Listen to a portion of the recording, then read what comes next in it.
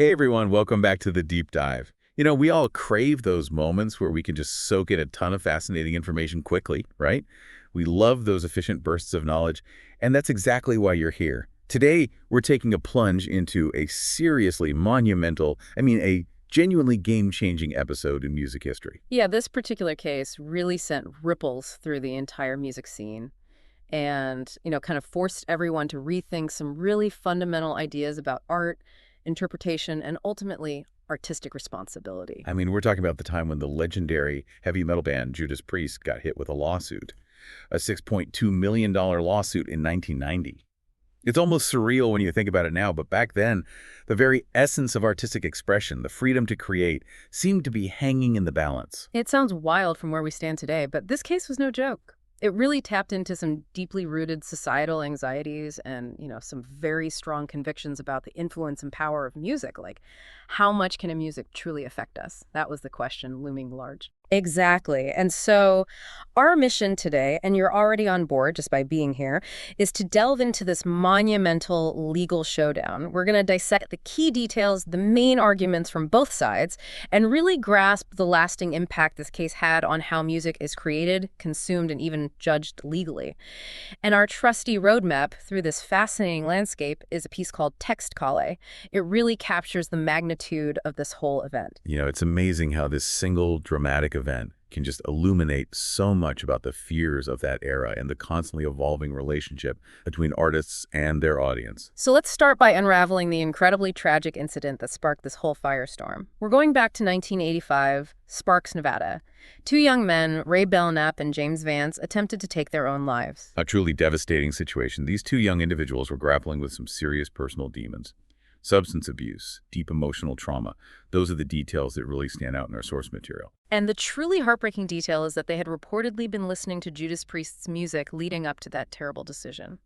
Tragically, Ray Belknap passed away at the scene, and while James Vance survived initially, he suffered severe injuries and sadly died 3 years later. When faced with such an unfathomable loss, it's only human to search for answers, to try to understand why such a tragedy could happen. And naturally, the families turned their attention to the music these young men had been listening to.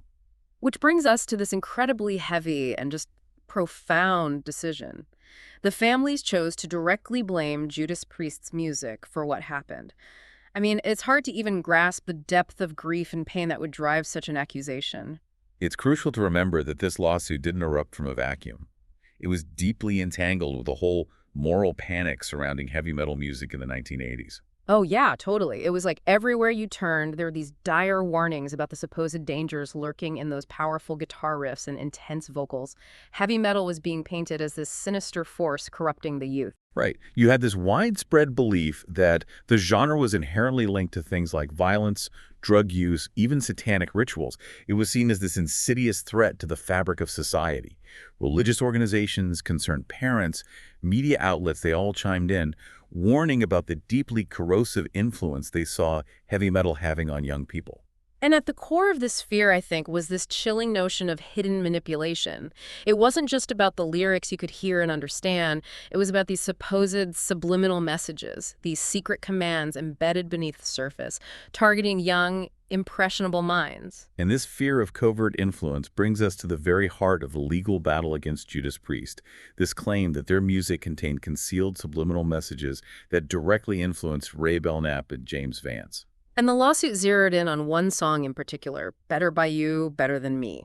The families argued that if you played this track backward, and this is where it gets really interesting, you could actually hear the words "do it." A command, they claimed, urging listeners to take their own lives. This whole idea of backward masking, finding hidden messages when music is played in reverse, it was like stepping into completely uncharted legal territory.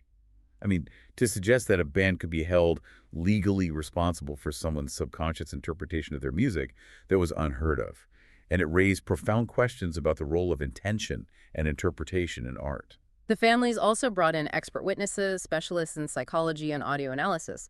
They argued that even if listeners weren't consciously aware of these subliminal messages, the messages could still have a powerful influence, potentially a deadly one, especially for those who were already emotionally vulnerable. Which really gets to the heart of this debate, right? Where's the line between what an artist intends to create and how a listener interprets it. It's a question we're still grappling with today.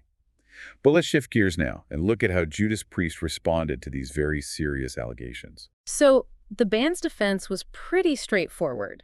They said that any sounds resembling words when the song was played backward were completely accidental, unintended. They insisted they had absolutely no desire or intention to sneak in subliminal messages. And their defense actually highlighted a really fascinating quirk of the human brain.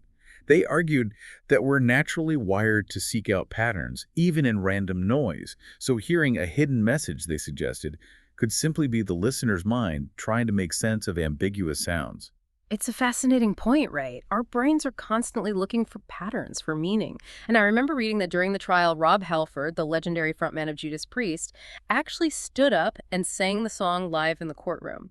He wanted to prove that the supposed do it message was just a natural result of his breathing and vocal technique. Can you imagine being there for that? It must have been quite a moment.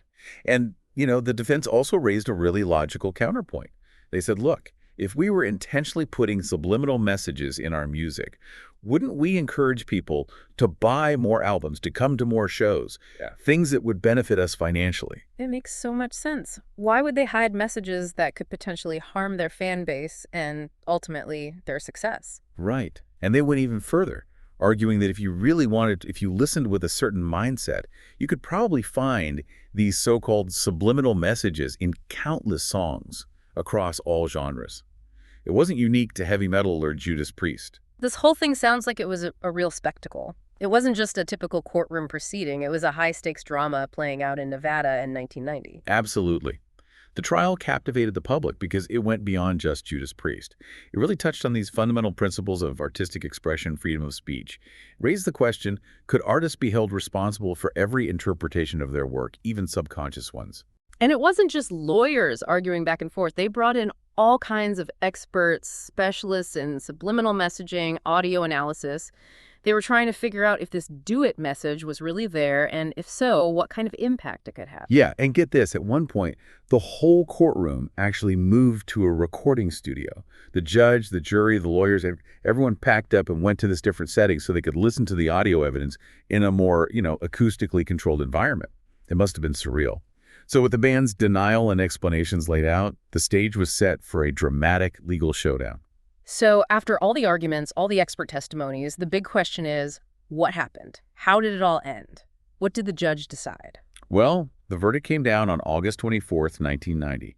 After weeks of intense legal wrangling and deliberation, Judge Jerry Carr Whitehead ruled in favor of Judas Priest. I bet that was a huge relief for the band. Definitely.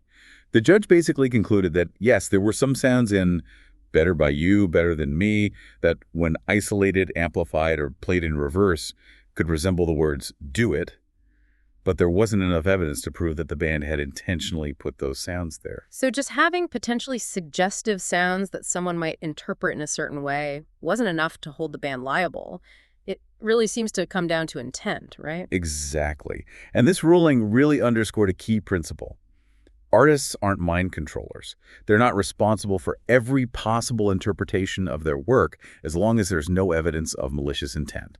This ruling had a huge impact on music law, didn't it? It essentially shielded artists from being sued based on how listeners might interpret their work, unless there was clear proof they intentionally included harmful subliminal messages. You got it. It was a pivotal moment. Yeah. However, even though Judas Priest won the case, the whole ordeal had a long-lasting effect on the music industry as a whole. How so? I mean, they won in court. You'd think things would go back to normal. Well, the lawsuit, even with the verdict, brought a lot of negative attention to heavy metal music and raised concerns about lyrical content across all genres. Record labels became much more cautious about what they released. There was a noticeable increase in scrutiny of album content, lyrics, artwork, everything. It's almost like the industry started self-regulating, right? They were more careful to avoid potential lawsuits. Exactly. And around the same time, parental advisory labels started appearing more frequently on albums with explicit content. It was a direct response to the anxieties that cases like this brought to light. It wasn't just the record companies reacting, though, right? Retailers started to have more say in what they stocked, too. Oh, for sure. Big chains like Walmart started refusing to sell albums with parental advisory stickers. This led to a lot of record companies releasing clean versions of albums, censored versions, essentially to get their music on those store shelves. And there's almost an ironic twist to all of this, right? Those warning labels, meant to protect young listeners, may have actually ended up boosting sales for some albums. They became like a badge of rebellion, a sign that the music was edgy and dangerous. That's a great observation. There's definitely some evidence to suggest that those warning labels actually made certain albums more attractive, especially to teenagers. So it's like the industry's attempt to be more responsible accidentally created a new marketing strategy. That's a good way to put it.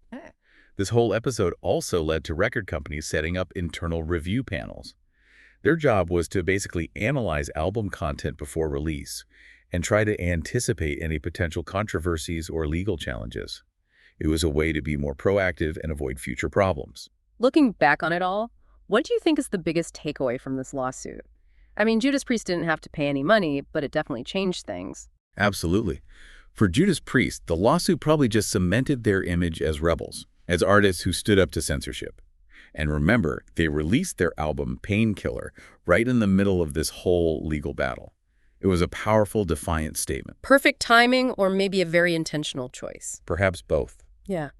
But beyond Judas Priest, the case really highlighted the crucial role of the First Amendment in protecting artistic freedom. It set an important legal precedent, affirming that artists, unless they're deliberately embedding harmful subliminal messages, can't be held liable for how listeners might interpret their work. So it basically created a legal shield for artists. Their work couldn't be constantly scrutinized and judged based on unpredictable individual reaction. Exactly. And the implications of this case go beyond just music. It affects all forms of media, reinforcing the idea that artistic expression deserves a certain level of protection from legal action based solely on how the audience interprets it. So even though the Vance and Belknap families didn't get the financial compensation they were seeking, their lawsuit undeniably transformed the music industry. It brought about important discussions about censorship, legal responsibility, and the fundamental right to artistic freedom. You nailed it. While their loss was immense and their desire for answers was entirely understandable, the legal battle they fought ended up strengthening protections for creative expression and helped define the boundaries of free speech in the context of music. It's a complex legacy. It makes you think about the debates we're still having today, right? What's the artist's responsibility? How much weight should we give to different interpretations of creative works? Did this case truly settle those complex questions, or are we still wrestling with the echoes of this battle in our discussions about music and its place in society? It's something to really ponder as we wrap up this deep dive. It's a great point. I think the questions raised by this case are as relevant now as they were back then. Thanks for joining us on this deep dive. And until next time, keep exploring those fascinating corners of knowledge. See you next time.